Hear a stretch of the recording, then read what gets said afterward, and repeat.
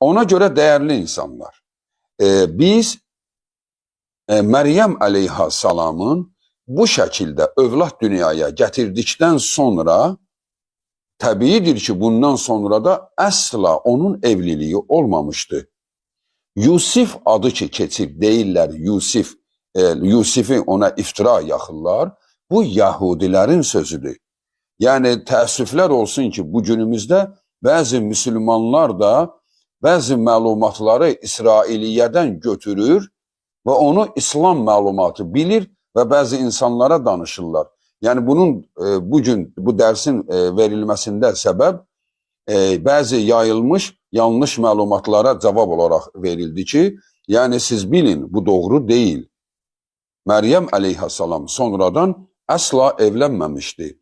Meryem aleyhisselam bize göre eramızdan qabaq yaşamış birisidir. Biz onun barəsində eğer en dəqiq məlumatı axtarırıqsa, ya Allah'tan eşitməliyik, yani Kur'an'da, ya da Allah'ın Resulü o barədə bize haber verməlidir. Necə ki, qədim insanlardan bize Allah'ın Resulü haber vermişti. Əks halda biz gərək onda dünya insanlarının, tarixçilərinin sözünü danışaq. Bax, onlar isə Meryem anamıza böhtan atırlar. Amma Allah'ın kitabında Meryem'in sonradan evlenmesi barəsində ne Allah'ın kitabında, ne Allah'ın Resulü asla bu sözü dememiş. İslam ümməti de heç biri bunu iddia etmemişti. Yani büyük alimlerimiz. Kim ne danışırsa bu barədə məlumatsız danışır. Meryem aleyhisselam sonradan da evlenmemişti. Çünkü ona Batul deyirlər. Batul da hele bakirə deməkdir.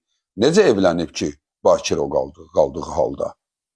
İbn Hacer Asqalani Fethül Bari kitabında da buna geniş təfsilat verir ve İbn Teymiyye'den de deliller getirir ki, yani İslam elm adamları heç biri bu iddianı kabul etmir ki, Meryem anamız evlenmiştir iddiasını.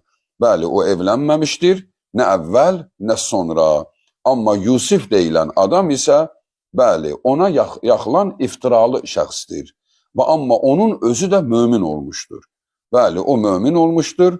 O hatta Meryem anamıza iman etmiştir ki, sen Allah tarafından hamile kalan bir kadınsan.